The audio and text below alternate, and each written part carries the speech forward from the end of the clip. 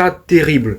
Manchester United n'a pas marqué un seul but pendant 9 matchs lors des 24 derniers matchs de PL. Sauf Everton qui n'a pas marqué pendant 12 matchs, et Southampton qui n'a pas marqué pendant 10 matchs, ont fait pire que nous cette saison. C'est vraiment une stat terrible quand on s'appelle Manchester United. Ruben Amorim était arrivé, Manchester United était 13e au classement. 2 mois plus tard, Manchester United est toujours 13e. Et pire encore, c'est que Tottenham n'est plus qu'à 2 points derrière nous. Donc le match à venir, dimanche prochain, s'annonce très très important. Parce que soit on arrive à les battre et on prend de l'avance, soit ils nous battent et ils passent devant nous. L'équipe, bienvenue sur Legacy United. Comme vous l'aurez compris, encore une énième défaite de Manchester United à domicile. Et franchement, ça commence à m'énerver. Dans cette vidéo, du coup, nous allons parler du match. On va débriefer ce match-là. On va parler des interviews d'après-match.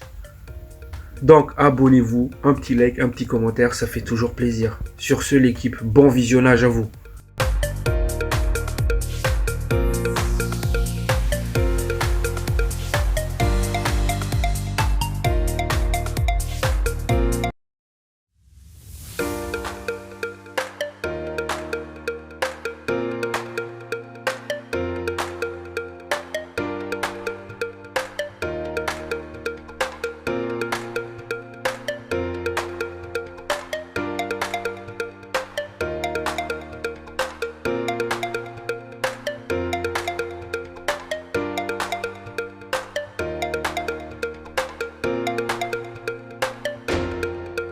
Les fans mancuniens, bonjour à vous, j'espère que tout va bien pour vous. Pour ce qui est de ma part, on va dire que ça peut y aller. Vous l'aurez compris, Manchester United a encore perdu à domicile. Donc la première question du journaliste à Ruben Amorim après le match, il lui a posé la question: est-ce que vous ressentez une pression quand vous jouez à domicile? Il a dit je ne l'ai pas ressenti, la pression. Par contre, c'est vrai que c'est difficile de jouer, de représenter Manchester United. Mais nous devons le faire avec. Nous voulons faire plaisir à nos fans. Et il a souligné aussi que j'ai déjà précisé ça depuis le début, depuis mon arrivée à Manchester United, que ça allait être difficile cette saison. Et que ce genre de match, ça va se répéter cette saison. Il a insisté là-dessus, cette saison. C'est vrai qu'il nous l'a dit. Dès son arrivée, il a dit que ça allait être difficile. Même quand on a battu Everton 4-0, il nous a souligné que ça allait être difficile. Donc c'est vrai qu'il nous l'a précisé. Mais je vais vous rappeler la stat terrible de Manchester United. Depuis le début de la saison dernière, l'année dernière, seul Wolverhampton a fait pire que nous. Dans quel sens? Wolverhampton a perdu 16 fois à domicile depuis la saison dernière jusqu'à maintenant. Et Manchester United est deuxième dans le classement. On a perdu 13 fois à domicile. On n'est pas une forteresse à domicile. Et ça, c'était depuis la saison dernière. Depuis Erik ten Hag. Et ça, franchement, ça commence à m'énerver. J'ai l'impression que cette saison, c'est une perte de temps. Qu'il n'y aura pas d'amélioration. Et on peut dire merci à Ineos parce que c'était quelque chose d'évitable l'été dernier. C'était évitable de faire cette saison catastrophique. S'ils n'ont pas hésité à licencier Ten Hag dès l'été, on ne serait pas là au jour d'aujourd'hui. Oui, je parle du coach et tout, etc. Mais c'est les joueurs aussi, ils se chient dessus. Clairement, ils se chient dessus. Je vais vous dire encore une autre stat plus terrible que ça. Vous voyez, niveau perte de balles, lors de ce match face à Crystal Palace. Le classement des joueurs qui ont le plus perdu la balle pendant le match. Les deux équipes confondues. Hein. Dans le top 5, c'était que des joueurs de Manchester United. Premier au classement, Bruno Fernandes. Deuxième, Maguire. Troisième, Diogo Dalot. Quatrième, ils ont mis Maino, il me semble. Et cinquième, c'était Amad Diallo. Les 5 joueurs qui ont le plus perdu la balle dans ce match-là, c'était les 5 joueurs de Manchester United. Qu'est-ce qu'on fait? Il y a 0 joueur de Crystal Palace dans le top 5. Même Diogo Dalot, il fait une touche, il envoie la touche, il trouve encore un moyen de l'envoyer en touche. Je ne sais pas si vous avez vu ça en deuxième mi-temps. Il tente de faire la touche à Garnacho, sauf que sa balle part en touche. Pathétique. Les passes qu'il fait à Garnacho. À la limite, le mec, il veut tirer. Il envoie des putains de frappes puissantes, des passes puissantes. Et qu'il n'est pas dans le tempo de la course de Garnacho.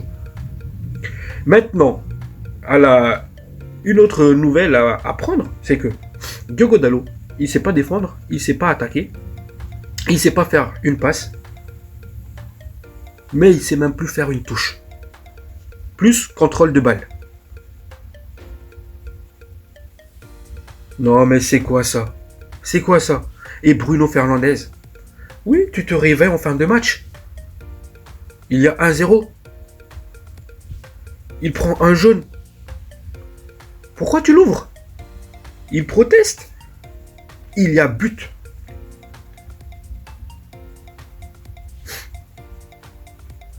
Le but, il vient comment? Le premier, c'est un centre, ou c'était un coup de pied arrêté, il me semble.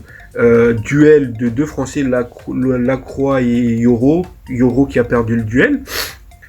Ça vient s'écraser sur la barre transversale. Et comme par hasard, Mateta, il est là pour reprendre la balle. 3 erreurs dans ce but-là. Premier, Yoro, qui a mal jugé la trajectoire. Deuxième erreur, Onana, parce qu'il aurait bien pu dévier cette balle-là en corner. Et troisième erreur, Maguire, t'étais où? T'es où? C'est toi qui devais être là pour couvrir.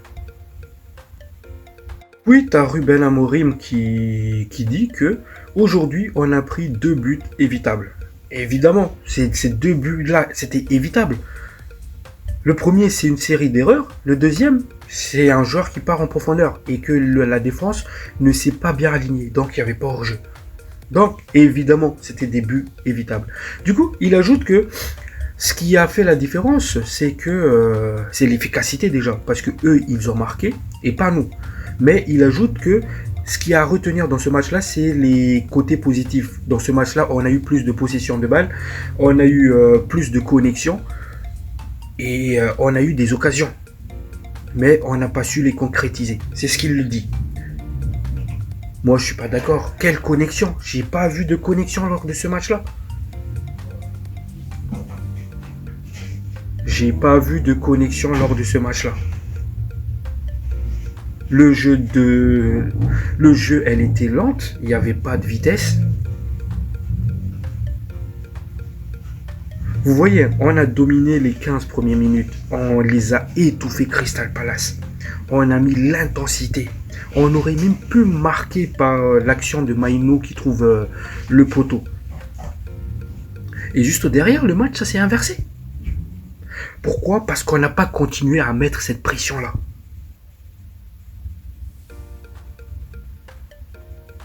Je suis désolé, mais j'ai pas vu de connexion aujourd'hui.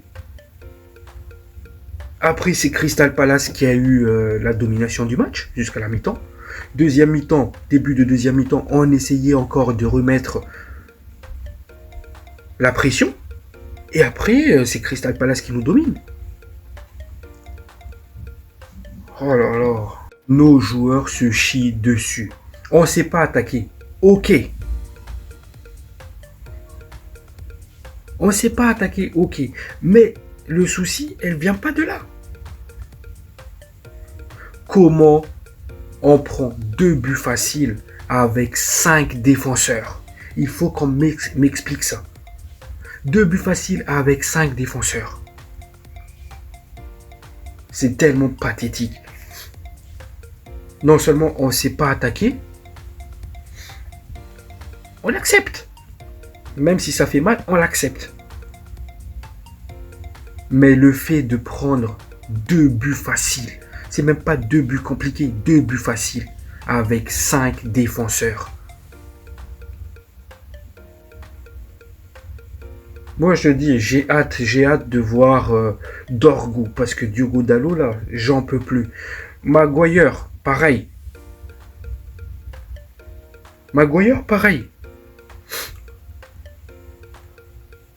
Vous voyez dans ce match-là, nos joueurs ils sont complètement débiles. Onana, Maguire, etc. Ils font des dégagements, ils envoient la balle devant. Sauf que on n'a pas de numéro 9. C'est Mainoo. D'où Mainoo, il est bon en jeu de tête. Il faut qu'on m'explique ça. Pourquoi on continue à dégager la balle pour l'envoyer là-bas? Et bizarrement, en deuxième mi-temps, quand Olund, Zirkzee ils sont rentrés, on a arrêté de dégager la balle. On a des joueurs débiles. Moi, je vous le dis, on a des joueurs débiles. Onana, le premier. Oui, on va aérer le jeu, on va le dégager. Sauf qu'il n'y a personne pour le récupérer. Garnacho, c'est pas un joueur bon de la tête. Amad Diallo, c'est pas un joueur de la tête. Mainoo, c'est pas un joueur de la tête. Ils peuvent pas garder cette balle-là. Ils peuvent pas servir de pivot pour l'équipe. Je sais pas ce que vous en pensez de cela, mais on est tous d'accord sur ce fait-là. Offensivement, c'était un 0 pointé. Pourquoi je dis ça? Il n'y avait pas d'appel de balle. On était statique. Surtout en première mi-temps, c'était flagrant. À un moment, Bruno Fernandes donne la balle à Garnacho. Garnacho qui est là en train de chercher, je vais faire la passe. Il n'y a même pas Diogo Dalot qui fait un dédoublement derrière son dos. De l'autre côté, Mazraoui, il a plutôt bien fait ça. Mais Diogo Dalot, il ne l'a pas fait. Défensivement aussi, c'était un 0 pointé. On se prend 2 buts faciles. Et tactiquement, c'est un 0. Bah oui, parce que si le tactique ne fonctionne pas, ça c'est un 0. Il a tenté des choses à Amorim.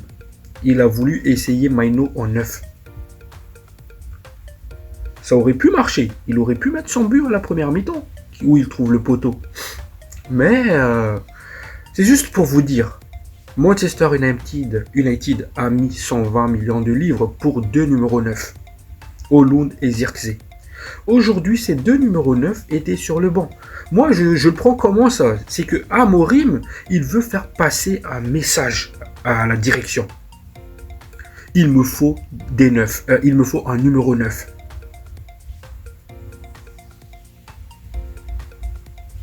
Soit c'est ça, soit il joue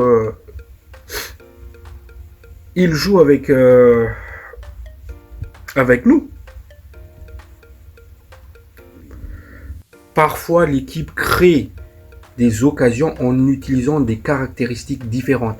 C'est ce que Ruben Amorim dit, répond aux journalistes qui lui posent la question d'un Kobbie Mainoo en numéro 9. Du coup, il ajoutait aussi que je n'ai rien contre Zirkzee ou de Olund, mais parfois, on a besoin d'une caractéristique différente pour se créer des occasions.